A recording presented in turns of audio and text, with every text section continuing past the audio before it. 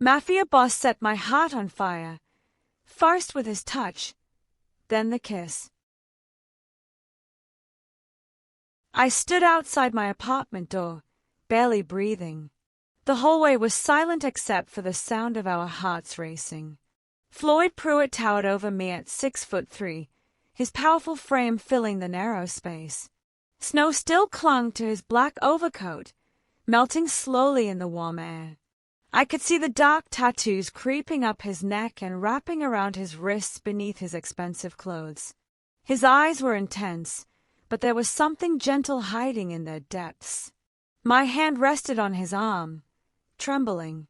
I was still wearing my flour-dusted apron from the bakery, my honey-blonde hair falling loose from its bun.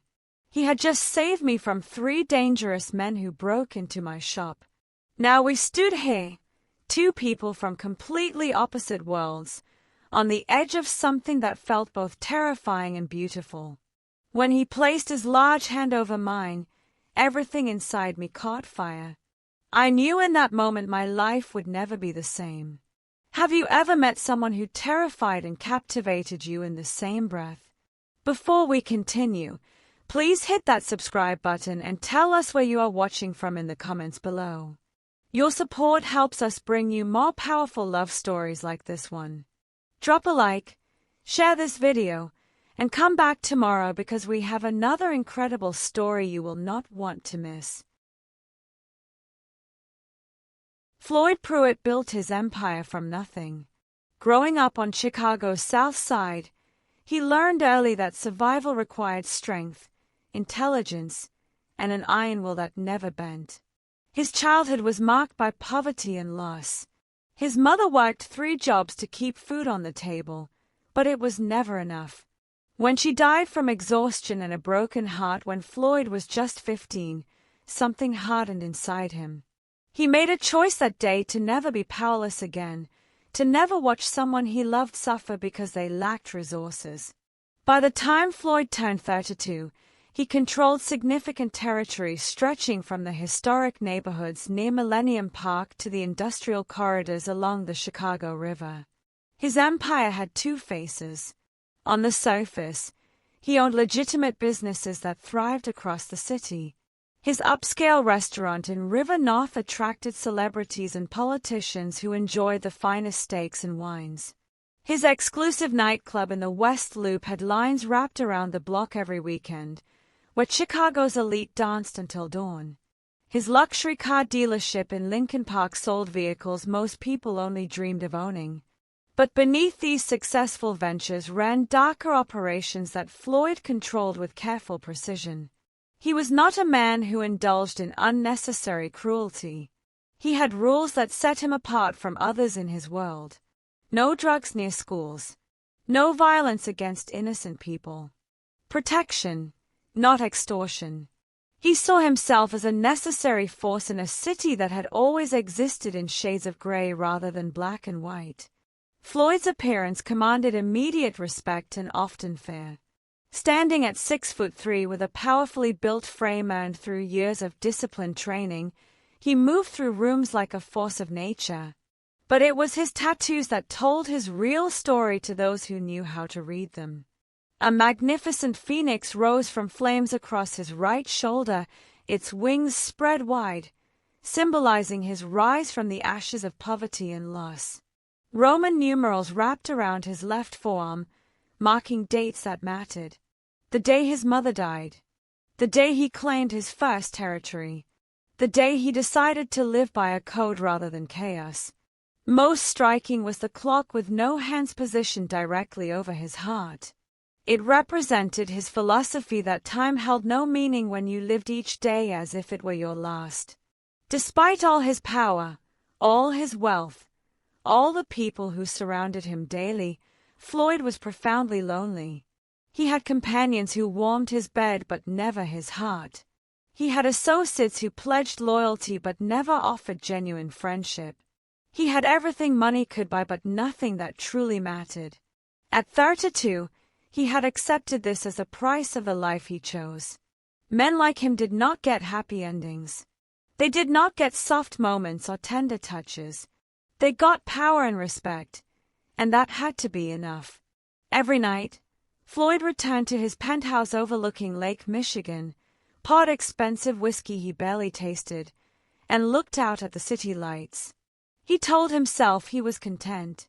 He told himself this was what he wanted. But in the quiet moments before sleep claimed him, he felt the emptiness like a physical ache in his chest, right beneath that clock with no hands. 3 years ago, Brandi Spencer arrived in Chicago with 2 suitcases, a broken heart, and a dream that refused to die. She had left Nashville not just to escape a painful past but to finally become who she was meant to be. Back home, she had been engaged to a man who tried to control every aspect of her life. He criticized her dreams of opening a bakery, told her it was foolish and unrealistic, insisted she take a sensible job and be a proper wife. When she finally found the courage to leave him, her family was disappointed. They said she was throwing away security for fantasy. But Brandi knew that a life spent dimming your light for someone else was no life at all. So she packed her bags, pointed her car north, and drove until she reached a city where nobody knew her story and she could write a new one. Chicago embraced her in ways Nashville never had. She found a small storefront in Wicker Park, a neighborhood known for its artistic spirit and independent businesses. The rent was barely manageable, but the location felt right. She poured every dollar she had saved and every ounce of her energy into creating Sweet Surrender. The bakery became an extension of Brandi herself. Warm, welcoming, filled with a kind of love that could be tasted in every bite. She woke each morning at 4, when the city was still mostly asleep, and began her daily ritual. Her hands shaped croissants with layers so delicate they melted on the tongue. She crafted artisan breads with crusts that crackled and interiors soft as clouds. Her pastries were small works of art, each one made with care and intention. Brandi was 28 now, with honey blonde hair that caught the light and warm eyes that genuinely sparkled when she smiled. Her beauty was natural, the kind that came from inner contentment rather than expensive treatments. She wore simple clothes dusted with flour by mid-morning and never bothered with much makeup. She did not need it. There was a glow about her that cosmetics could never replicate. Her life had a simple rhythm that brought her joy. She lived in a modest apartment directly above Sweet Surrender, so her commute was just a flight of stairs. She knew her regular customers by name and remembered their favorite orders. Mrs. Chen always wanted the almond croissant and black coffee. Danny, the art student, preferred the chocolate babka and spent hours sketching in the corner. Officer Rodriguez stopped by every morning for sourdough bread and a smile that helped him face his shift. On Sundays, Brandi closed the bakery and gave herself permission to simply be. She loved spending afternoons at the Lincoln Park Conservatory, walking among the flowers and greenery, letting the humid air and living things restore her spirit. Other times she walked along Lake Michigan at Navy Pier, watching the water stretch to the horizon, feeling small in the best possible way. Brandi believed in the goodness of people. She believed in second chances and fresh starts. She believed that kindness mattered and that everyone carried hidden struggles deserving of compassion. This belief was both her greatest strength and her biggest vulnerability. She had no knowledge of the darker elements that existed in Chicago. She did not know about territorial disputes or criminal enterprises. She simply lived her life, baked her bread, and trusted that the world would be kind if she was kind first. She had no idea that her world was about to collide with someone who lived in the shadows she never saw. She had no idea that a man who believed he was beyond redemption was about to walk through her door and change everything. The February snowstorm hit Chicago without warning. What started as light flurries in the afternoon had transformed into a full winter assault by evening. Snow fell thick and fast, blanketing the streets of Wicker Park in white silence. Most businesses had closed early, their owners eager to get home before the roads became impassable. But Brandi was still at sweet surrender, working by the warm glow of her ovens. Valentine's Day was 3 days away, and she had orders to fill. Heart-shaped cookies needed decorating. Special chocolate tarts required finishing touches. A custom cake for a proposal needed layers assembled and frosted. She hummed softly to herself as she worked, completely absorbed in the meditation of creation. Outside, the world was cold and harsh. Inside her bakery, everything was warm and sweet and safe. Across the city in River North, Floyd sat through a tense business meeting at his restaurant. Territorial issues needed addressing. A rival organization was pushing into neighborhoods he protected. His associates wanted immediate retaliation, but Floyd had learned that patience often served better than aggression. He listened, calculated, made decisions that would maintain balance without unnecessary bloodshed. When the meeting finally ended, Floyd dismissed his security detail. His driver protested, pointing out the worsening weather and the heightened tensions with rivals. But Floyd insisted. He needed space to think, needed a rare moment of solitude to clear his head. He stepped out into the snowstorm alone, his black overcoat quickly collecting white flakes, his breath forming clouds in the freezing air. Floyd walked without destination, letting his feet carry him through increasingly empty streets. The snow muffled the usual city noise, creating a strange peace. He found himself in Wicker Park, a neighborhood he controlled but rarely visited personally. The artistic vibe and independent spirit of the area felt foreign to him, too innocent for his world. That is when he saw it. Warm golden light spilling from a storefront window, cutting through the darkness and snow. A sweet scent that somehow reached him even through the cold air. He paused outside Sweet Surrender, drawn by something he could not name. Through the glass, Floyd saw her. A woman with honey blonde hair pulled back loosely, flour dusting her apron, moving gracefully around a small kitchen. She was humming. He could not hear the melody, but he could see the contentment on her face. She was completely at peace, lost in her work, radiating a kind of joy Floyd had not witnessed in years. He stood there watching, knowing he should walk away but unable to move. When was the last time he had seen someone so genuinely happy? When was the last time he had felt anything close to that peace? Movement in his peripheral vision snapped Floyd back to alertness. 3 men emerged from an alley half a block away, moving with purpose toward the back of the bakery. Floyd recognized the walk, the way they scanned the street, the aggressive energy they carried. These were not customers. These were soldiers from the rival organization, the same group causing territorial problems. His instincts shifted into high gear. In seconds, Floyd assessed the situation. They were heading to the bakery's back entrance. They carried spray paint and crowbars. This was meant to be vandalism, a message sent by damaging businesses in his protected territory. They had chosen Sweet Surrender randomly, not knowing the owner was still inside. Floyd moved quickly, crossing the street and entering through the front door.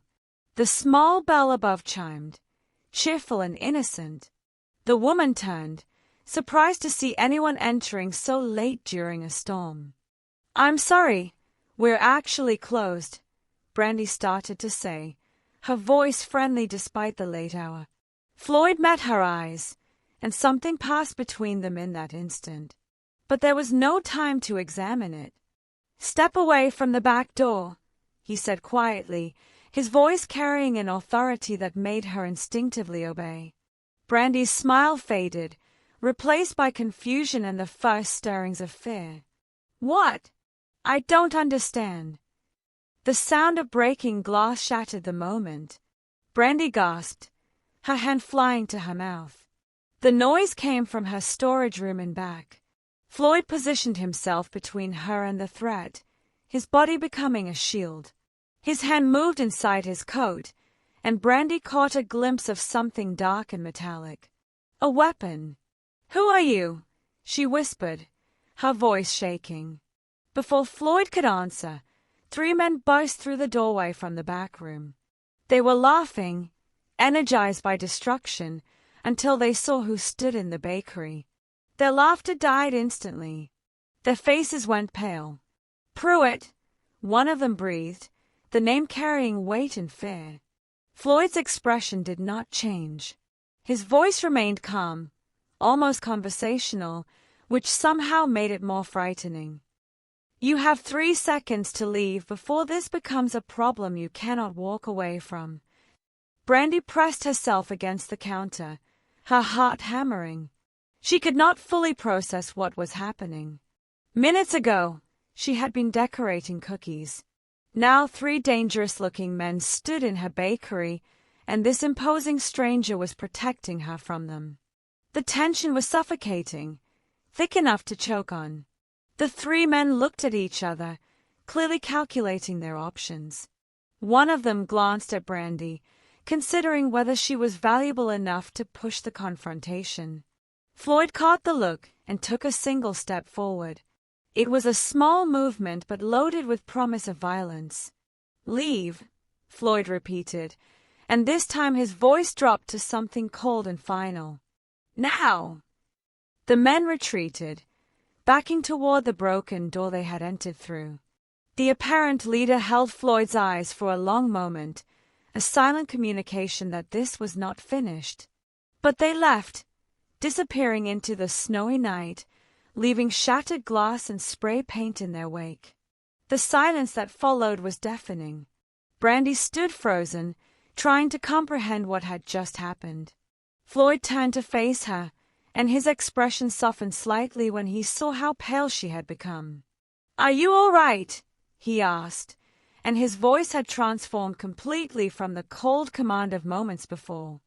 Brandi nodded slowly, then shook her head, then nodded again. Words would not come. She just stared at this man who had appeared from nowhere and saved her from something she still did not fully understand. "My name is Floyd Pruitt," he said simply, "and I think you should close up for the night. I'll make sure you get home safely." Brandi's mind raced with questions she could barely form into words. Who are they? Who are you? The questions came out shaky, her hands trembling as she gripped the edge of the counter for support. Floyd stood in the middle of her small bakery, snow melting from his coat onto her floor, creating small puddles that reflected the overhead lights. He should leave. Every instinct developed over years of survival told him to walk away from this innocent woman who had no place in his world. She was pure and good, everything his life was not. Getting involved with her would only bring darkness into her light. But when he looked at her standing there, flour still dusting her apron, her warm eyes wide with confusion and lingering fear, something inside him refused to simply disappear into the night. "Those men work for people who have problems with me," Floyd said carefully, choosing his words. "They targeted your bakery to send me a message. They did not know you were still here." "But why? What did I do?" Brandi asked, her voice rising slightly. "Nothing. You did nothing wrong. You were just in the wrong place," Floyd assured her. "I own several businesses in this neighborhood. I protect the area. Sometimes that creates conflicts." It was not the complete truth, but it was not exactly a lie either. Brandi studied him more closely now that the immediate danger had passed. He was intimidating, absolutely. His size alone would make anyone nervous. She could see tattoos creeping up his neck and wrapping around his wrists where they disappeared beneath his expensive clothes. Everything about him screamed danger. But his hands, when he had moved to protect her, had been careful, controlled, and his eyes, despite their intensity, held a sadness that resonated with something deep inside her. She recognized that look. It was the expression of someone who had survived hard things, who carried weight that never fully lifted. "I should call the police," Brandi said, though even as she spoke, she sensed this was not that kind of situation. You can, Floyd replied. But they will file a report that goes nowhere. I will take care of this. Those men will not bother you again. I promise you that. Something in his voice made her believe him, which was crazy. She knew nothing about this man except that he appeared at exactly the right moment and faced down 3 dangerous men without hesitation. Let me help you secure the back and lock up, Floyd said. You should not be here alone tonight. They worked in silence. Floyd helped her cover the broken window with cardboard he found in her storage room. His movements were efficient and surprisingly gentle as he handled her things.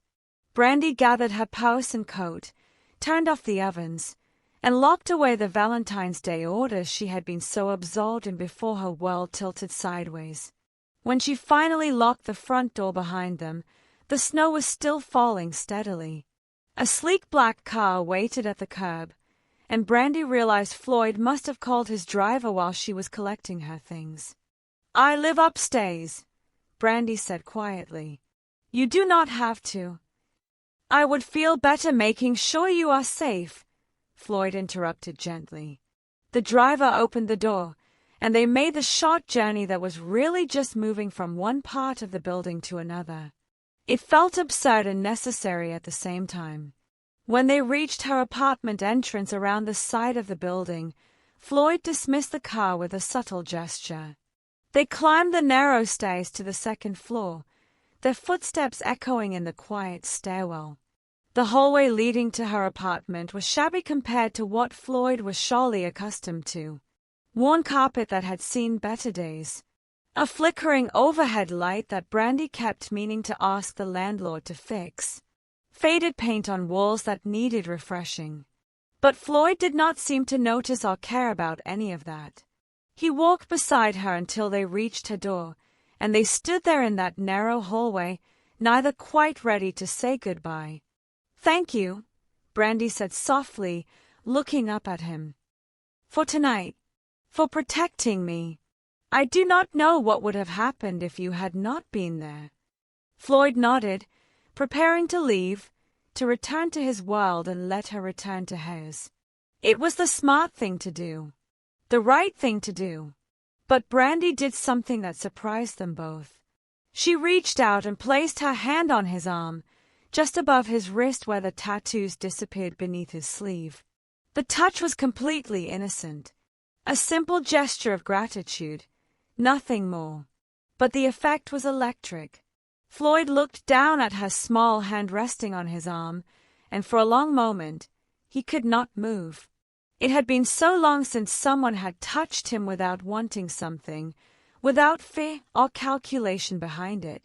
Her touch was warm and genuine, freely given, and it awakened something inside him that he had thought long dead. When he looked back up at her, Brandi saw something in his eyes that made her breath catch. Vulnerability. Longing. A hunger not for power or control, but for simple human connection. For someone to see him as more than what he did, more than the reputation that preceded him. Neither of them moved. Neither spoke. The moment stretched between them, fragile and profound, full of possibility and danger in equal measure. Finally, Floyd covered her hand with his own. His calloused palm engulfed her delicate fingers completely, yet his touch was incredibly gentle. He held her hand like it was something precious that might break if he was not careful. You are welcome, he said quietly. His voice was rough with emotion he did not try to hide. Lock your door. And Brandi. He paused, and she realized she had never told him her name. He must have seen it on the bakery sign. Be careful. The world is not always kind to people like you. People like me, she whispered. Good people, he clarified. People who still believe in goodness. He released her hand slowly, as if it cost him something to let go. Then he turned and walked down the hallway, his footsteps heavy on the worn carpet. He descended the stairs and disappeared into the snowy night, leaving Brandi standing in her doorway. She stood there for a long time, her hand still warm from his touch, her mind racing with questions about the mysterious man who had entered her life like a winter storm. She knew she should forget about Floyd Pruitt. Everything about him screamed danger and complications she did not need. But as she finally entered her apartment and locked the door behind her, Brandi could not stop thinking about the sadness in his eyes and the gentleness in his touch. She could not stop wondering about the story behind those tattoos and the loneliness she recognized in him because she had felt it herself. That night, sleep was a long time coming. Brandi told herself to forget about Floyd Pruitt. She threw herself into her work with renewed focus, waking even earlier than usual to prepare for the Valentine's Day rush. She mixed dough, shaped pastries, decorated cookies with steady hands that tried not to remember the warmth of his touch. She smiled at her regular customers, made small talk about the weather and weekend plans, and pretended everything was normal. But it was not normal. Every time the bell above her door chimed, her heart jumped. Every time a tall figure passed by her window, she looked up hoping and fearing it might be him. She caught herself watching the door during quiet moments, wondering if Floyd would walk through it again. On the third night after their encounter, Brandi sat in her apartment with her laptop and did something she knew she should not do. She searched for information about Floyd Pruitt. What she found made her stomach tighten with anxiety. Articles mentioned his name in connection with Chicago's criminal underworld. Words like powerful and feared appeared repeatedly. There were hints about operations she did not fully understand, connections to people with dangerous reputations. Everything she read confirmed what logic already told her. Floyd Pruitt was exactly the kind of man she should avoid. He represented complications and dangers she had never encountered. Getting involved with him would be the opposite of the safe, peaceful life she had built in Chicago. Yet even as she read these warnings, Brandi could not forget the sadness she had seen in his eyes. She could not forget how gently he had held her hand, or how he had protected her without hesitation. The man who stood in her hallway did not match the reputation she was reading about. Or maybe he was both things at once, and that was what made him so dangerous. Across the city, Floyd was fighting his own battle. He had immediately assigned men to quietly watch Sweet Surrender. He told himself it was just good business practice. The bakery was in his protected territory, and after the incident with a rival organization, it made sense to ensure no further problems occurred. But Floyd knew he was lying to himself. The truth was simpler and more complicated. He could not stop thinking about Brandi Spencer, about the peace on her face when she worked, about the warmth of her hand on his arm, about the way she had looked at him without the fear or calculation he was accustomed to seeing in people's eyes. For 5 days, Floyd resisted the pull. He attended to business, managed his operations, handled the territorial dispute with a rival organization through channels that did not require violence. He went through the motions of his life while his thoughts kept returning to a small bakery in Wicker Park. On the 6th morning, Floyd stopped pretending. He found himself walking past Sweet Surrender during the morning rush, telling himself he was just checking to ensure his men were doing their job properly. But when he stood outside looking through the window, he knew he was not there for business reasons. The bakery was busy.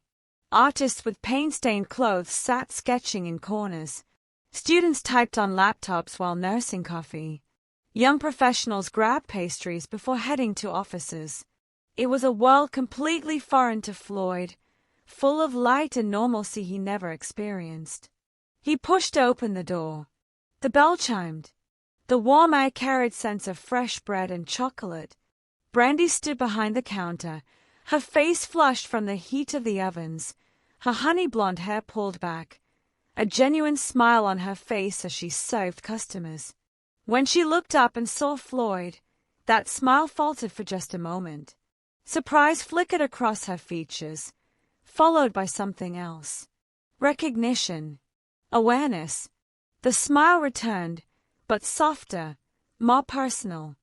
Coffee, she offered when he reached the counter, her voice steady despite the fact that her heart was racing.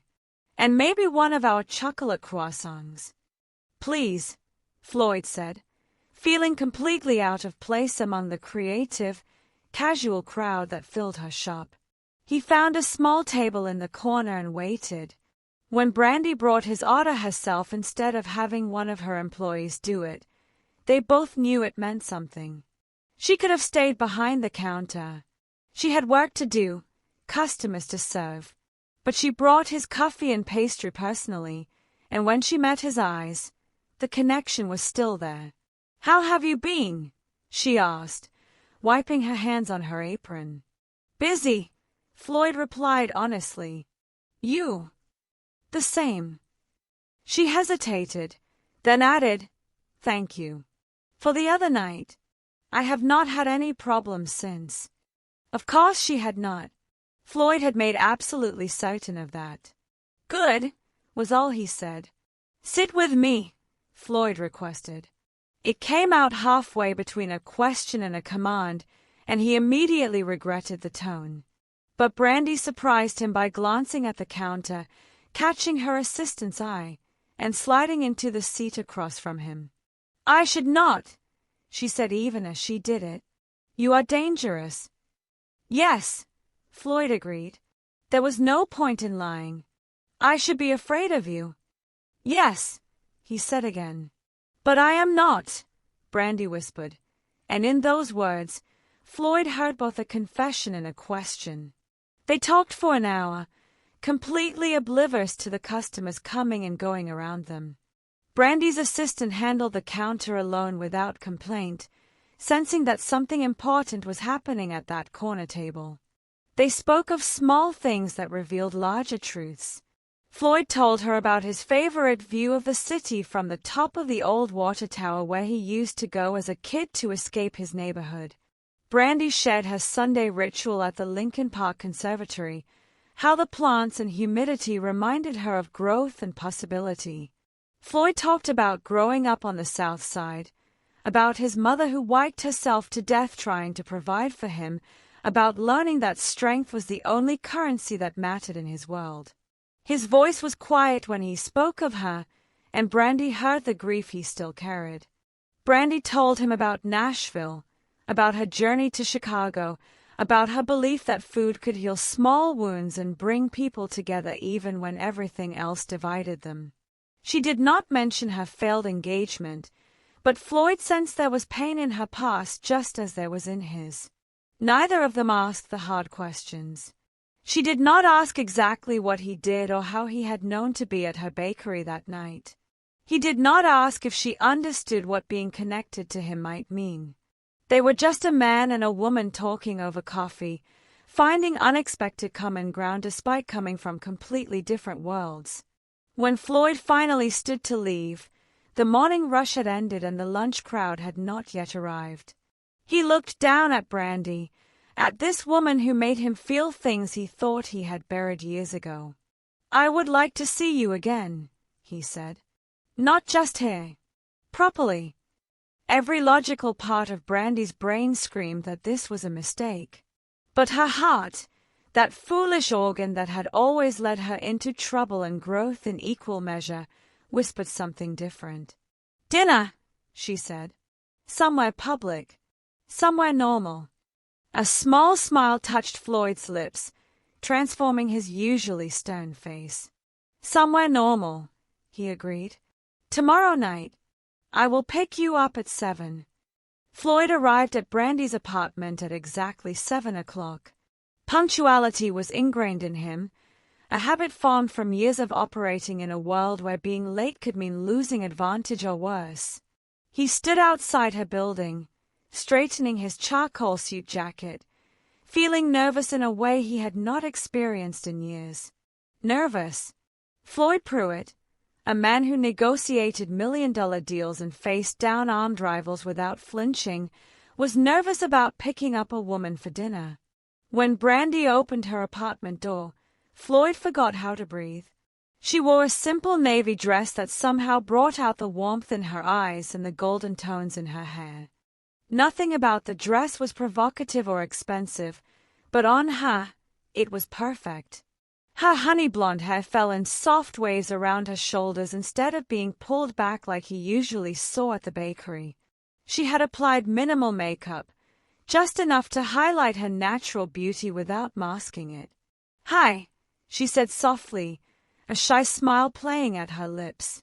"You look beautiful," Floyd said, the words coming out rougher than he intended. He could not take his eyes off her. There was a glow about her that had nothing to do with cosmetics and everything to do with the light that seemed to shine from within. Brandi's breath caught when she took in his appearance. The charcoal suit fit his powerful frame perfectly, clearly custom-tailored to accommodate his muscular build. She could see the edge of his tattoos just barely visible at his collar and wrists, a reminder of the complexity beneath the polished exterior. He looked dangerous and beautiful all at once, and something deep inside her responded to that combination in ways that both thrilled and terrified her. The drive to Gibson's bar and steakhouse in the Gold Coast neighborhood was filled with comfortable conversation. Floyd asked about her day at the bakery, and Brandi told him about a wedding cake order that had challenged her creative skills. She asked if he was hungry, and he admitted he had been too distracted thinking about tonight to eat lunch. The confession made her smile. Gibson's was exactly what Brandi had requested. Public and upscale, but not ostentatious. The restaurant had been a Chicago institution for decades, known for classic elegance and excellent food. It threaded the needle perfectly between Floyd's world and hers. Sophisticated enough that he felt comfortable, normal enough that she did not feel out of place. They were seated at a corner table that offered both privacy and a view of the bustling restaurant. Floyd had specifically requested this table, wanting Brandi to feel safe in the openness while still allowing them space for intimate conversation. Once they ordered, the conversation flowed with surprising ease. They talked like old friends rather than two people on a first date, discovering shared loves that delighted them both. "I have a weakness for old movies," Brandi admitted. "The black and white classics. There is something about the way they told stories, the romance of it all." Floyd's face lit up in a way that transformed his usually stern features. "Casablanca," he said. "It is my favorite. I must have watched it 100 times." "Mine too," Brandi exclaimed, her eyes sparkling. "The ending breaks my heart every single time, but it is perfect." They discovered a mutual love for jazz music. Floyd told her about sneaking into clubs as a teenager, too young to be there legally, but the doorman let him in because he was tall and looked older. He would sit in dark corners and let the music wash over him, finding peace in the rhythms and melodies. Brandi shared how jazz reminded her of baking. "It is structured but allows for improvisation," she explained. "You follow the recipe, but you also feel your way through it, adjusting and creating as you go." Floyd listened with an intensity that made Brandi feel truly heard. He did not just wait for his turn to talk. He absorbed her words, asked follow-up questions, genuinely wanted to understand how her mind worked. He told her about his favorite hidden spots in Chicago, places most tourists and even many locals never discovered. "There are secret gardens behind some of the brownstones in Old Town," he said. "Little pockets of green hidden from the street. I like knowing they exist, that beauty can hide in plain sight." "The best view of the skyline is not from the tallest building," Floyd continued. "It is from the Adler Planetarium, looking back at the city across the water. You can see everything from there, the whole skyline reflected in Lake Michigan." Brandi shared her dreams, speaking with passion about possibly opening a second Sweet Surrender location someday. But more than expansion, she wanted to teach baking classes to kids from difficult backgrounds. "Food has power," she said earnestly. "It brings people together. It heals small wounds. I want to teach kids who maybe do not have much stability in their lives that they can create something beautiful with their own hands. That they can take raw ingredients and transform them into something that brings joy. Floyd watched her as she spoke, seeing the passion light up her face. She was not talking about profit or success. She was talking about making a real difference in young lives. It reminded him of who he had wanted to be before the world taught him harder lessons. "Why me?" Brandi asked suddenly, setting down her fork. The question had been building inside her all evening. "You could have anyone. Why are you interested in a baker from Nashville who lives above her shop?" Floyd was quiet for a long moment. He could give her a charming deflection, keep things light and surface level. But Brandi deserved honesty, even if that honesty revealed parts of himself he usually kept hidden. "Because when I look at you, I remember that there is more to life than power and control," he said, his voice low and sincere. "You make me want to be better than I am. You make me remember who I wanted to be before life made me into who I became. When I am with you, I feel like maybe I am not completely beyond redemption." Brandi reached across the table and took his hand. Her small fingers intertwined with his larger ones, and Floyd felt that same electric connection he had experienced in her hallway. "When I look at you," she said softly, "I see someone who has survived terrible things without letting them make him cruel. You protected me when you did not have to. You are gentle when gentleness is not expected.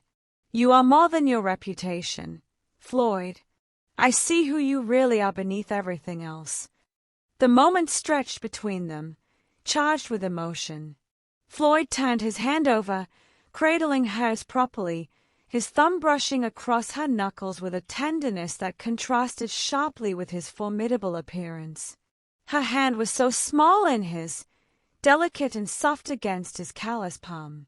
"I do not know what I did to deserve you walking into my life," Floyd said quietly, "but I am grateful for it." They finished dinner in a warm glow of connection, neither wanting the evening to end. After dinner, they walked along the Magnificent Mile, the famous stretch of Michigan Avenue that ran through the heart of downtown Chicago. The evening was cold but clear, the kind of winter night where the air felt sharp and clean in your lungs. Upscale shops lined both sides of the street, their windows glowing with displays. The architecture was stunning, a mix of historic buildings and modern structures that somehow complemented each other perfectly. City lights reflected off glass and stone, creating a magical atmosphere. Brandi shivered slightly as a gust of wind swept down the avenue. Without a word, Floyd removed his suit jacket and draped it over her shoulders. The gesture was protective and intimate all at once. The jacket was warm from his body heat and carried his scent, something clean and masculine that made her feel safe. "Thank you," she said, pulling the jacket closer around herself. It was far too big for her, the shoulders hanging loose, the sleeves extending past her hands. But wearing it felt like being wrapped in his presence.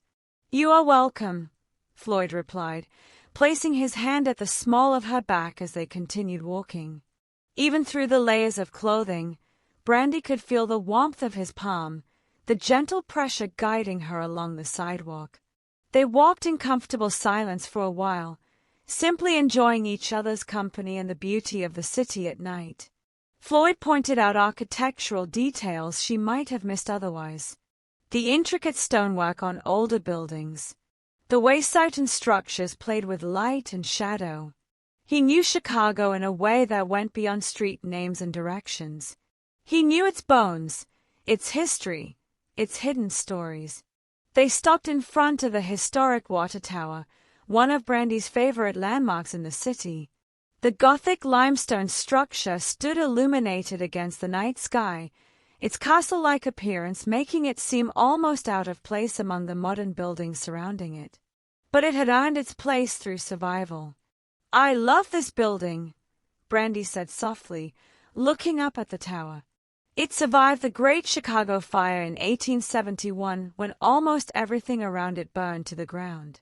It is still standing, still beautiful after all these years. Proof that some things endure.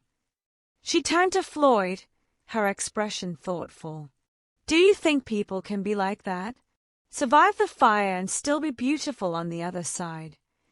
Floyd looked from the building to Brandi, understanding the deeper question she was asking. Was redemption possible? Could someone emerge from darkness and destruction still whole, still worthy of love? Do you think that is possible? He asked quietly, his voice carrying a vulnerability that made her heart ache.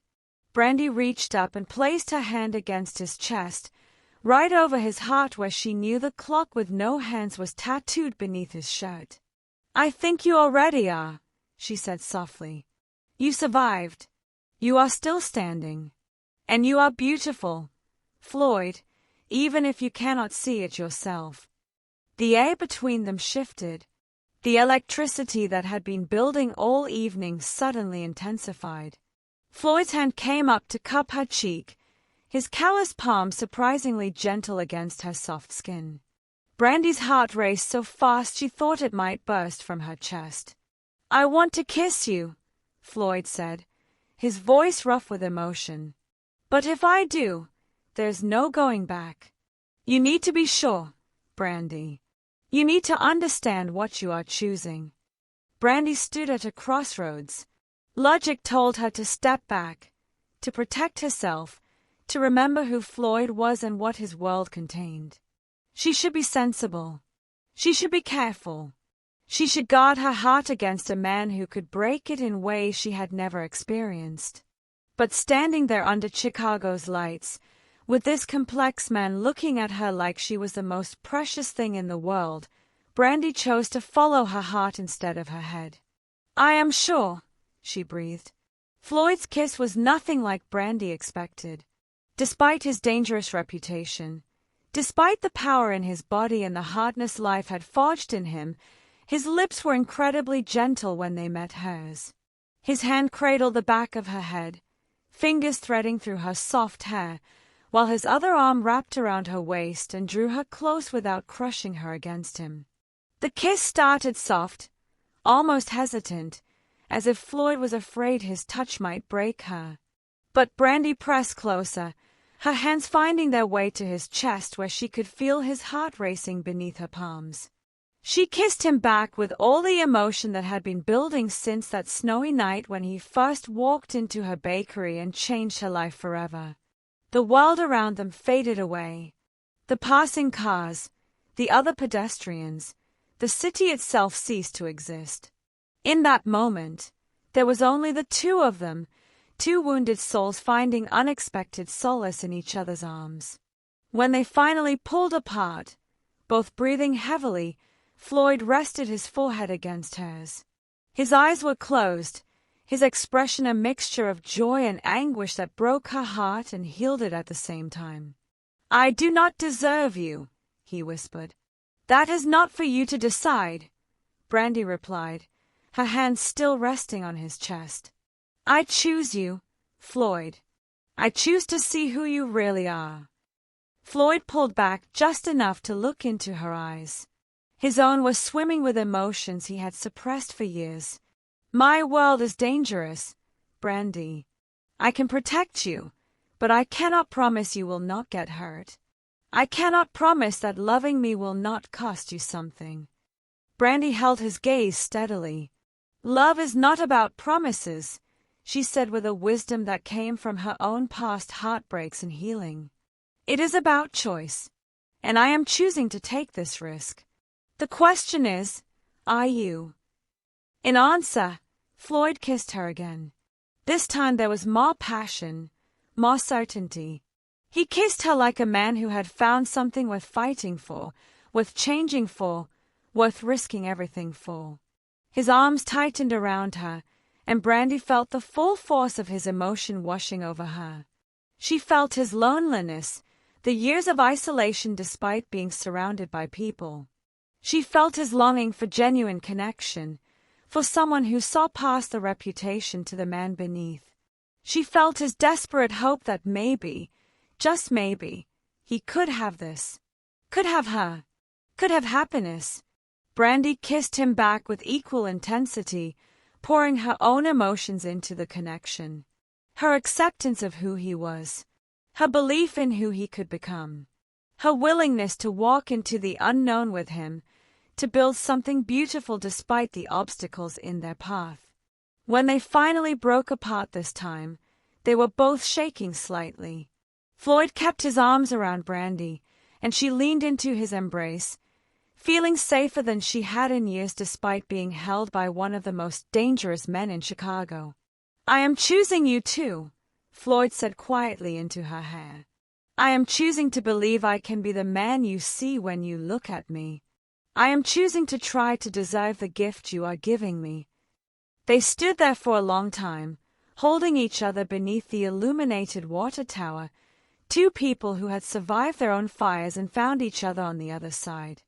The city moved around them, indifferent to their moment. But for Brandi and Floyd, everything had changed. They had crossed a line that could not be uncrossed. They had made a choice that would reshape both their lives. And neither of them regretted it for even a moment. The weeks following their first kiss became a delicate dance between two completely different worlds. Floyd was careful to keep Brandi separated from the darker aspects of his business. He never discussed specific operations in front of her, never brought that world to her doorstep. But he could not hide who he was entirely, and he would not insult her intelligence by trying. Brandi began to understand the complexity of Floyd's life in ways she had not before. Yes, he was involved in things that existed outside the law. But she also saw his legitimate businesses thriving, providing employment to hundreds of people. She met some of his employees at the restaurants and nightclubs, saw how they respected him not just out of fear but genuine loyalty. She began to understand that Floyd operated in shades of gray, maintaining a delicate balance between the criminal and legal worlds. Their dates painted a portrait of a relationship deepening with each passing day. Floyd took Brandi to the Chicago Symphony Orchestra at Symphony Center. They sat in the balcony, and Brandi watched Floyd's face as the music washed over him. His eyes closed during a particularly beautiful passage of Brahms, and she saw the tension leave his shoulders. In those moments, he was not a crime boss or a dangerous man. He was simply someone finding peace in beauty. They visited the observation deck at 360 Chicago, standing high above the city as the skyline spread beneath them in all directions. Lake Michigan stretched to the horizon, vast and blue and endless. Floyd stood behind Brandi, his arms wrapped around her waist, his chin resting on top of her head. "This is my city," he said quietly. "For better or worse, it is in my blood. But when I see it like this, with you, it feels different. Like maybe it could be more than just territory and power." They had picnics in Grant Park on unseasonably warm March afternoons. Brandi brought pastries from Sweet Surrender, and they sat on a blanket watching people pass by. Floyd told her stories from his childhood, rare glimpses into the boy he had been before life hardened him. She told him about growing up in Nashville, about discovering her love for baking when her grandmother taught her to make biscuits from scratch. They walked through the Art Institute of Chicago, and Floyd surprised Brandi with his knowledge of art. He stood in front of paintings for long minutes, studying brush strokes and composition. "My mother loved art," he explained. "She used to bring me here when I was young, before she got too sick and too tired. She said beauty mattered, especially when life was ugly."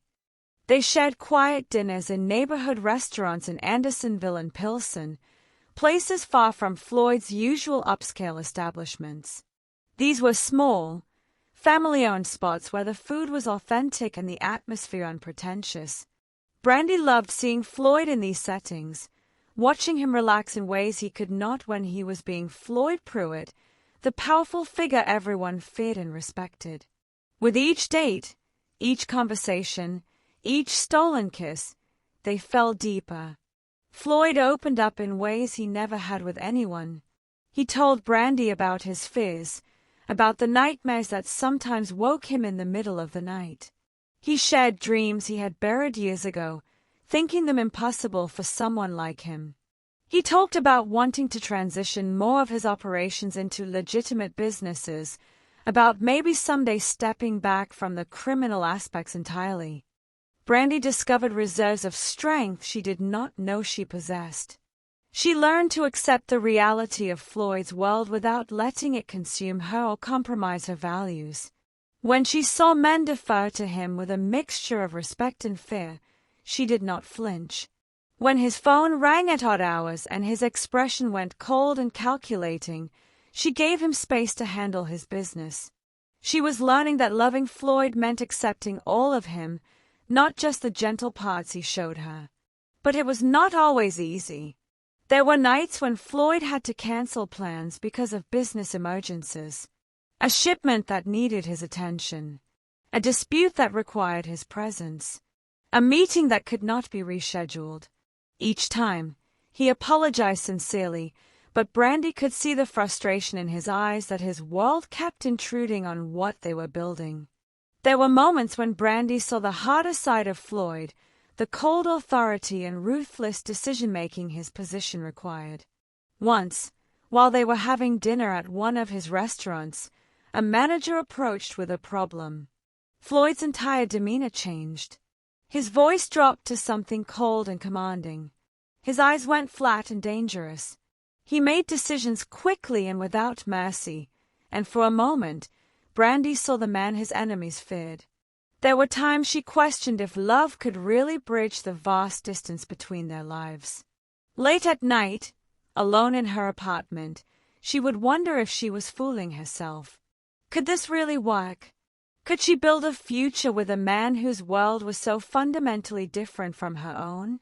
The hardest moment came on a Thursday evening 3 weeks after their first date. Floyd had taken Brandi to a small Italian restaurant in Little Italy. They were laughing over shared tiramisu when Floyd's phone rang. She saw his expression change as he listened to whoever was on the other end. "I have to go," he said, standing abruptly. "There is a situation that needs my immediate attention." "Now?" Brandi asked, unable to hide her disappointment. "I am sorry," Floyd said, and she could see he genuinely meant it. "I will call you later." He kissed her quickly and was gone, leaving Brandi sitting alone at the table with half-finished dessert and a hollow feeling in her chest. She paid the bill with money Floyd had left and took a taxi back to her apartment.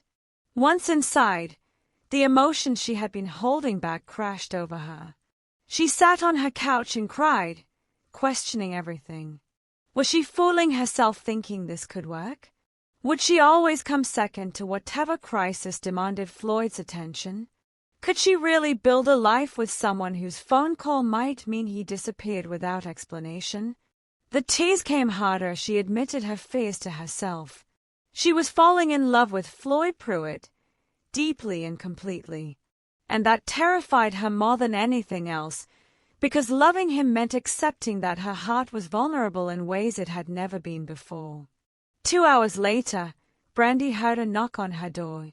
She had cried herself into exhaustion and was sitting in the dark, staring out her window at the city lights. She knew who it was before she opened the door. Floyd stood in her hallway, still wearing his suit but looking worn in a way she had never seen before. His tie was loosened, his hair slightly disheveled, and exhaustion lined his face. But it was his eyes that caught her attention. They held a desperation that made her heart ache. "I could not leave you like this," he said quietly. "I handled what I needed to handle, but I could not bear the thought of you here alone, crying because of me." Brandi stepped aside to let him in. She had not turned on any lights, so the apartment was illuminated only by the glow from the city outside her windows. "I am sorry," Floyd said as soon as the door closed behind him. "I am sorry I had to leave. I am sorry this is so hard. I knew what I was getting into, Brandi said, but her voice was small and unconvincing even to her own ears. Floyd crossed the small space between them, his eyes searching her face in the dim light. Did you? He asked gently. Did you really know what loving someone like me would be like? Brandi felt fresh tears welling up. No, she admitted. I did not know it would be this hard. She paused, then added softly, but I also did not know it would be this worth it. Floyd pulled her into his arms, holding her like she was the only solid thing in a shifting world. His embrace was tight, almost desperate, as if he was afraid she might disappear if he let go.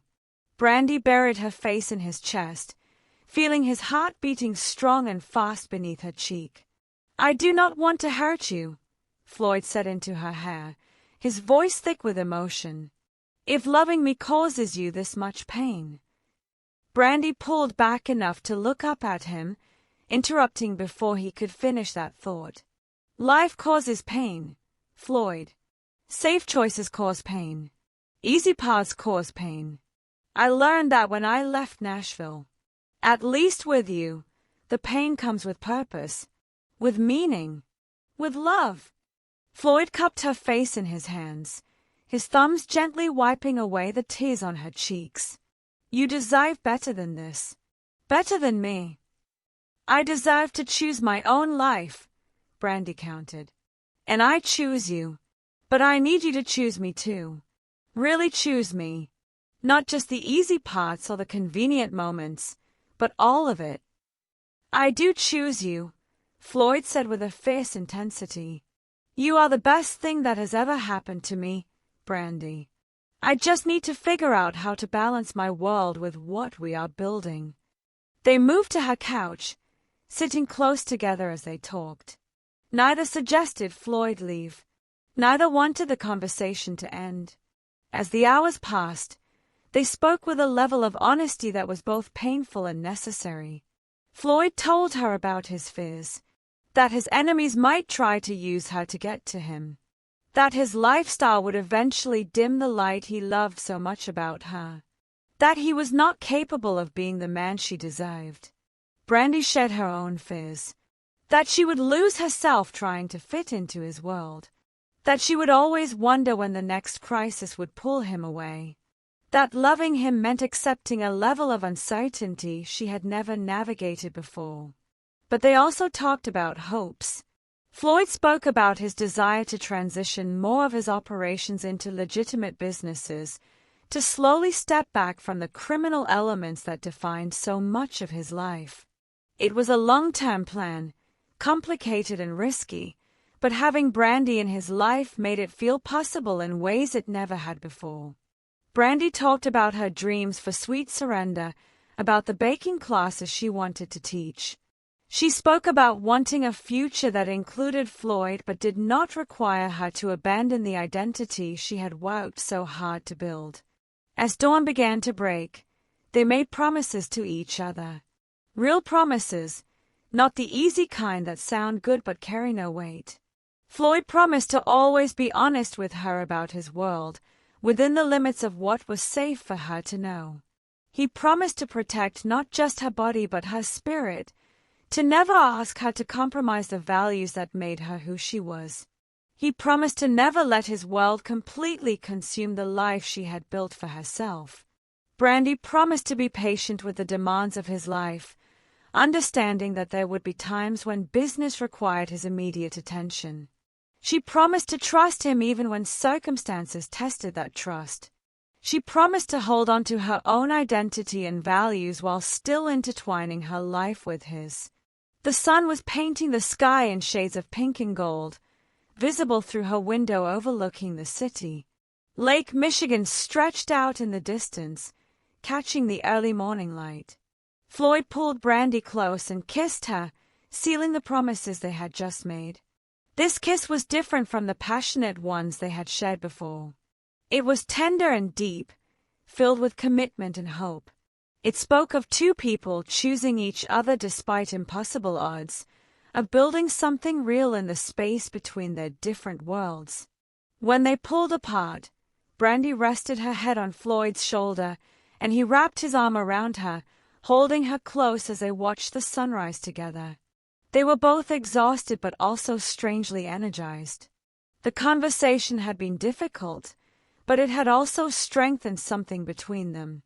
"I love you," Floyd said quietly. It was the first time he had spoken those words, though his actions had been saying them for weeks.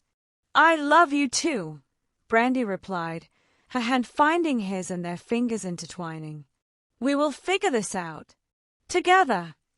They sat there as the city woke up around them, two people who had found each other against all odds and were determined to make it work.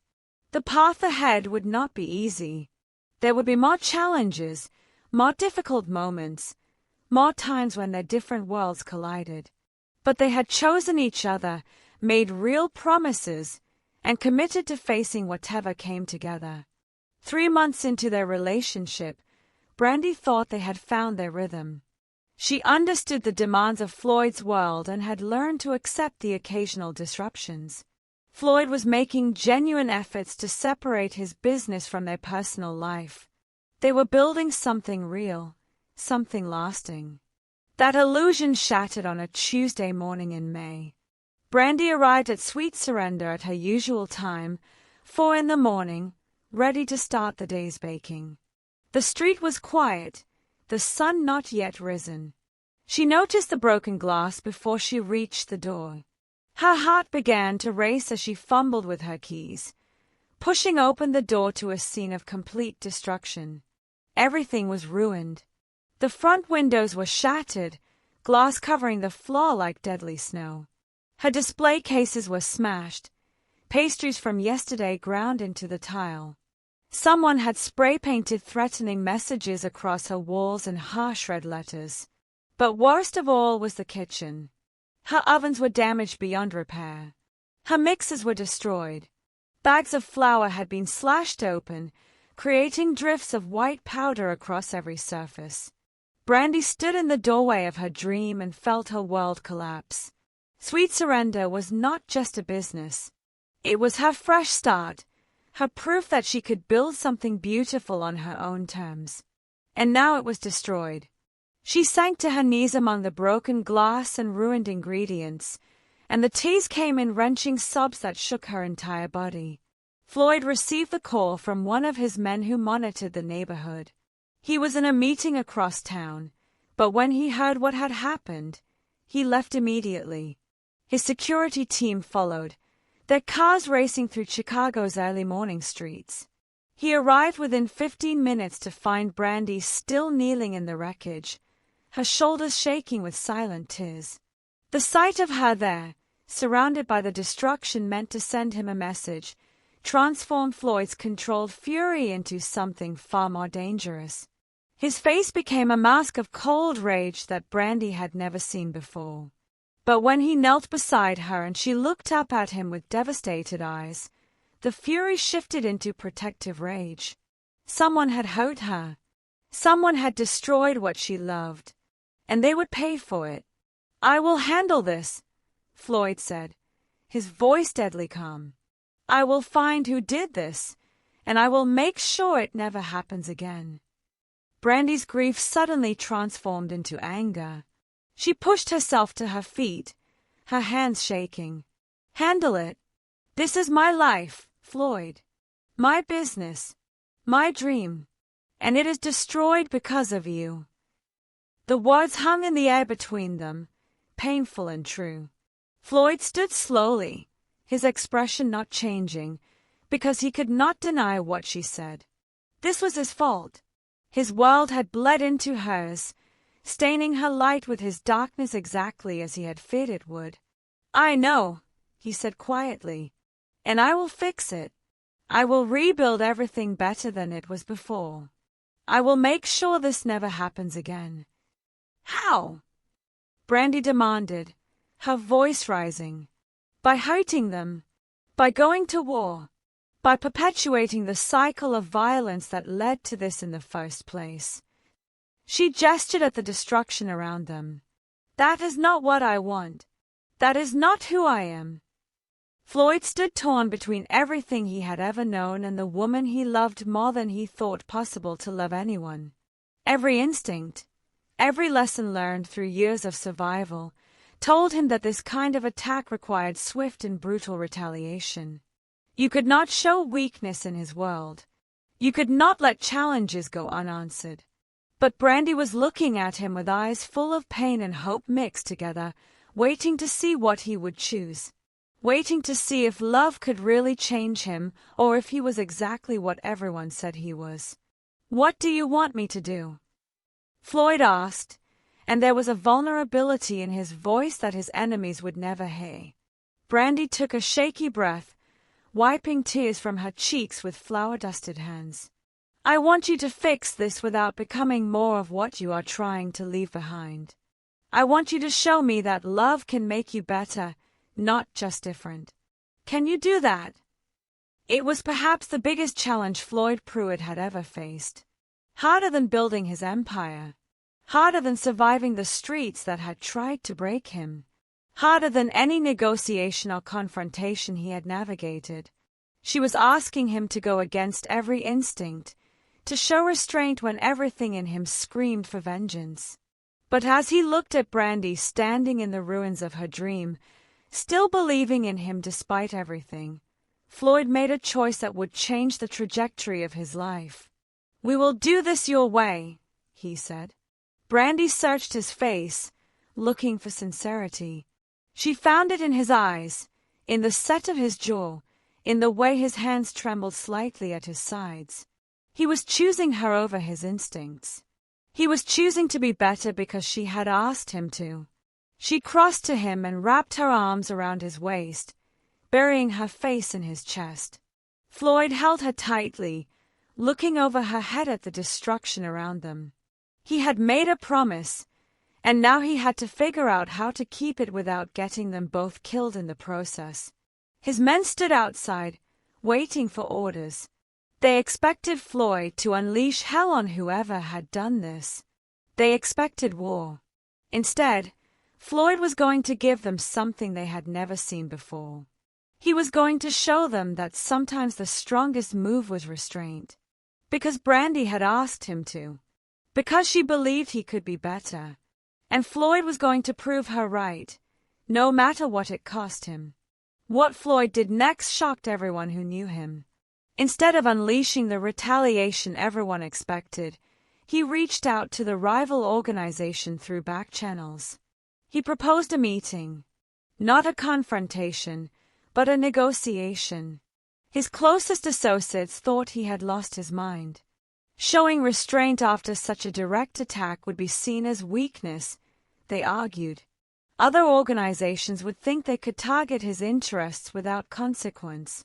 But Floyd was firm in his decision. The meeting took place in neutral territory, with both sides bringing minimal security. Floyd sat across from the rival organization's leadership and did something unprecedented. Instead of threats, he offered a redistribution of certain territorial rights that would benefit both parties. He proposed cooperative arrangements that would increase profit for everyone without the costs and risks of prolonged conflict. I am not doing this because I am weak, Floyd made very clear, his voice carrying the authority that had built his empire. I am doing this because I am choosing to be strategic. This situation can be resolved without violence, and that serves both our interests. But understand this. Any future attacks will be met with consequences that will be swift and severe. I am offering a diplomatic solution now. Do not mistake that for softness. The rival organization was surprised by the approach. They had expected war. They had braced for retaliation. Instead, they were being offered terms that actually made business sense. After careful consideration and calculating the potential costs of extended conflict with someone as powerful as Floyd Pruitt, they accepted the negotiated terms. Word spread quickly through Chicago's underworld. Floyd Pruitt had been directly challenged and had chosen negotiation over violence. Some saw it as weakness. Others, The smarter ones recognized it as a different kind of strength. Floyd was evolving, and that made him more dangerous, not less. But Floyd did not care what others thought. He had made a promise to Brandi, and he kept it. Within days, contractors arrived at Sweet Surrender. Floyd had hired the best in the city, and he gave them a clear timeline. 2 weeks. The bakery would be rebuilt and better than before in 2 weeks. True to his word to Brandi, this was not just restoration. Floyd brought in new professional-grade ovens, top-of-the-line equipment that Brandi had only dreamed of affording. He expanded the kitchen space, knocking down a wall to give her room to work more efficiently.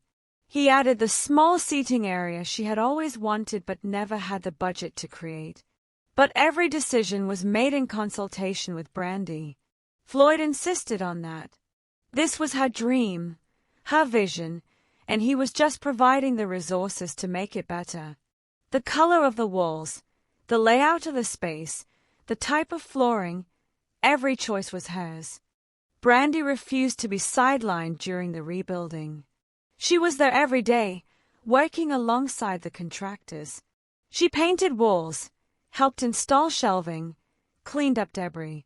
Her hands got dirty and her back ached, but she needed to be part of putting her dream back together. Floyd was there whenever his schedule allowed. Some days he arrived in his expensive suits, coming straight from business meetings. Other days he showed up in jeans and a simple t-shirt that showcased the full extent of his tattoos.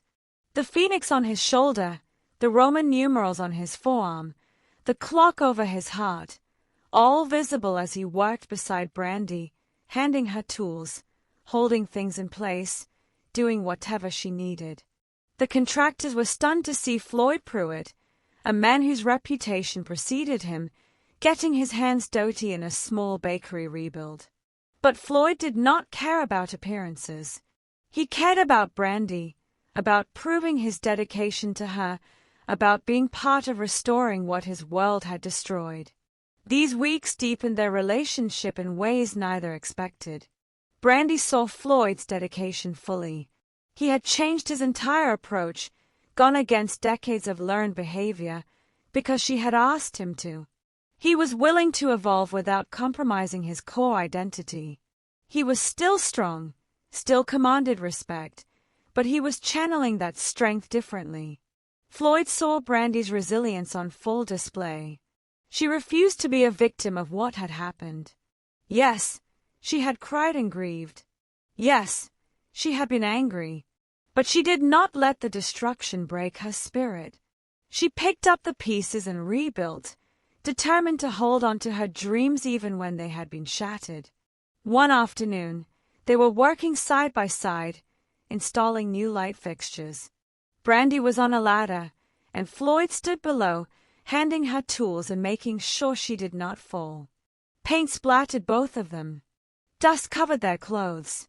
They were exhausted and sweaty. Brandi looked down at Floyd, at this powerful man who had literally rebuilt her dream with his own hands, and felt her heart swell with love so intense it almost hurt. "Thank you," she said softly. "Not just for this. For everything. For choosing to be better. For keeping your promise." Floyd looked up at her, his dark eyes full of emotion. "You make me want to be better," he said simply. "You make me believe I can be." 2 weeks after the destruction, Sweet Surrender reopened. It was more beautiful than before, more functional, more everything Brandi had dreamed it could be. And standing beside her as she unlocked the doors to welcome customers back was Floyd, proof that love really could transform even the hardest heart. During the rebuilding, there was one evening that Brandi would remember forever. They were painting the walls together, both covered in more paint than the actual walls. Brandi had smudges on her cheek and nose, her hair pulled back in a messy ponytail, wearing old clothes that were now splattered with various colors. Floyd paused in his painting and just looked at her. Really looked at her. She was humming softly to herself, completely absorbed in making sure the edges were perfect, And in that moment, she was the most beautiful thing he had ever seen. "I love you," Floyd said. The words just came out, simple and honest. It was the first time he had spoken them aloud, though his actions had been saying them for months. Brandi set down her paintbrush and crossed to him. She took his face in her paint-covered hands, not caring that she was getting paint all over him. "I love you too," she said, her eyes shining. "All of you. Even the parts that scare me. Even the parts one do not understand. I love you, Floyd Pruitt." The kiss they shared tasted of paint fumes and the coffee they had been drinking. The backdrop was a half-finished bakery still bearing scars of destruction. It was not romantic in the traditional sense, but it was perfect in its imperfection. It was pure connection, honest emotion, two people choosing each other despite every obstacle in their path. A year and a half into their relationship, Floyd surprised Brandi with a trip. He had been secretive about the destination, only telling her to pack for a weekend and trust him. When they arrived at the airport and she saw they were flying to New York City, her excitement was contagious. Floyd had planned everything meticulously. They stayed at a charming boutique hotel in Manhattan. They spent Saturday exploring Central Park, visiting the Metropolitan Museum of Art, where Floyd shared stories about pieces his mother had loved. They wandered through Greenwich Village and Soho, stopping at small cafes and vintage bookstores. They had intimate dinners at restaurants Floyd had carefully researched. They walked across the Brooklyn Bridge at sunset, the city spreading out around them in golden light. They attended a Broadway show that left Brandi crying happy tears. Sunday morning, Floyd woke Brandi early. They took a car to Rockefeller Center and rode the elevator to the top of the Rock observation deck. It was airy enough that they had the space mostly to themselves. The city spread below them in all directions, magnificent and alive. "Why New York?" Brandi asked, leaning against the railing, the wind playing with her hair. Floyd stood beside her, his hands in his pockets. "Because it is not Chicago," he said quietly. "Because here, I am just a man with the woman he loves. No reputation, no history, just us." Brandi turned to look at him, struck by something in his voice. Floyd reached into his pocket and pulled out a small velvet box. Brandi's breath caught in her throat as he opened it to reveal a stunning diamond ring set in a platinum band. It was elegant and timeless, exactly what she would have chosen for herself. "I am not a good man," Floyd began, his voice steady but filled with emotion. "I have done things I am not proud of. I have made choices I can never take back. I cannot promise you an easy life or a simple one. But I can promise you this." He paused, his eyes meeting hers with an intensity that made her heart race. "You have made me want to be better than I am. You have given me hope when I thought I had none. You have loved me when I did not deserve it and believed in me when I did not believe in myself. I love you, Brandi Spencer. Will you marry me?" Tears streamed down Brandi's face as she looked at this complex man who had come into her life like a winter storm and stayed like a blessing. "Yes," she whispered. "Yes, I will marry you." Floyd's hands shook slightly as he slipped the ring onto her finger. Then he pulled her into his arms and kissed her with all the passion and promise of their future together. Around them, the city buzzed with life, indifferent to their moment. But for Brandi and Floyd, the world had narrowed to just the two of them, two hearts choosing to beat as one. 6 months later, they married at the Chicago Botanic Garden in Glencoe, just outside the city. The setting was lush and beautiful, full of flowers and greenery that seemed a world apart from the urban landscape where their story began. The guest list was small and carefully curated, a merging of their two worlds. Brandi's family came from Nashville along with close friends who had supported her journey. Floyd's most trusted associates attended, men who had become genuine friends rather than just business connections. Brandi wore a simple ivory dress that flowed like water when she moved. Her honey blonde hair hung in soft waves down her back, crowned with fresh flowers. She was naturally beautiful, glowing with happiness. Floyd wore a perfectly tailored charcoal suit. His tattoos were visible at his wrists and neck. He refused to hide who he was, even on this most traditional of days. The phoenix, the Roman numerals, all the marks of his past were on display because they were part of his story, part of what had shaped him into the man standing here waiting for his bride. When they exchanged vows, there was not a dry eye among the guests. Floyd's voice was steady but thick with emotion as he promised to love, honor, and protect Brandi for all his days. Brandi's voice was soft but certain as she promised to stand beside him, to be his partner and his anchor through whatever challenges life brought them. The kiss they shared as husband and wife was tender and deep, sealing promises made not just in that moment but over all the months of choosing each other again and again. The reception was held at Floyd's restaurant in River North, transformed for the occasion into a romantic celebration. They danced to jazz music, their shared love. They cut the spectacular cake that Brandi had insisted on making herself despite Floyd offering to hire the best pastry chef in Chicago. During their first dance, Floyd leaned down and whispered in Brandi's ear, "Thank you." Brandi pulled back to look up at him, her eyes shining. "For what?" "For saving me," Floyd said simply. Brandi smiled, her hand resting over his heart. "We saved each other," she corrected gently. "That is what love does." Marriage brought new challenges and new joys in equal measure. Floyd continued his gradual transition away from the criminal aspects of his organization. It was a process that took years of careful maneuvering, and there were setbacks. Old enemies occasionally tried to exploit what they perceived as weakness.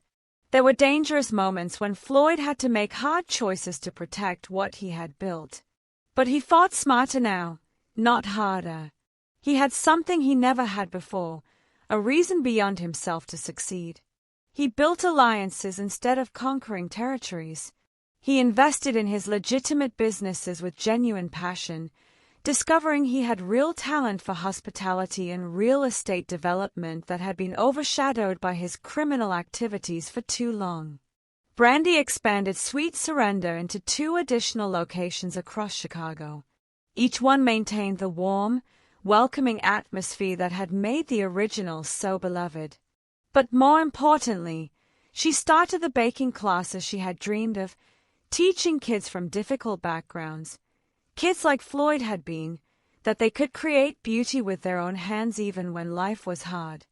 They purchased a beautiful historic brownstone in Lincoln Park. Floyd insisted on state-of-the-art security, but within those protected walls, they created a space filled with warmth, laughter, and love. They hosted dinner parties that brought together the most eclectic mix of friends. They spent quiet evenings reading together on the couch, Floyd's arm around Brandi, her head on his shoulder. They made love in the home they built together, finding peace in each other's arms that the outside world could never touch. Floyd's transformation was not complete or perfect. He still had connections to his past. He occasionally had to make decisions that troubled Brandi's conscience. But the trajectory was clear, toward legitimacy, toward a life lived in light rather than shadows. Brandi's influence on him was obvious to everyone. The man who once ruled through fear now led through respect. The man who saw violence as a first solution now sought peaceful resolutions. The man who was profoundly alone now had a partner who made him better simply by loving him. 2 years into their marriage, on a spring evening when the city was coming alive after a long winter, they walked hand in hand along the Chicago Riverwalk. The water reflected the lights of the buildings, creating a magical atmosphere. They stopped at their favorite spot where the city rose around them in all its complicated beauty. Floyd turned to Brandi, and she saw something vulnerable in his eyes. "Do you ever regret it?" he asked quietly. "Choosing this life, choosing me. Brandi looked at this man who had set her heart on fire, first with his touch in a snowy hallway, then with his kiss beneath the water tower, and finally with his love that had transformed both their lives. She thought of everything they had been through, everything they had overcome, everything they had built together. "Never," she said firmly, her voice full of conviction. "You are the best choice I ever made. This complicated life is the life I want because it is with you." Floyd pulled her close and kissed her with a tenderness that still made her heart race even after years together. "I love you," he murmured against her lips. "I love you too," Brandi replied. "Always." They stood there as the city moved around them, two people who had found unexpected salvation in each other. Their love story was not conventional or simple. It was complicated, sometimes difficult, occasionally dangerous. But it was real, forged in fire and tempered by commitment. Floyd Pruitt had been defined by darkness, power, and violence. But Brandi had shown him another way, loving him enough to inspire change from within. Brandi Spencer had believed in goodness and light with optimistic eyes. But Floyd had shown her strength, protected her dreams, and proved that love could exist in the most unlikely circumstances. Together, they were more than they had been apart. Together, they had created something beautiful from the most unlikely beginning. They walked toward home, Floyd's arm around Brandi's shoulders, her hand resting over his heart where the clock with no hands was tattooed.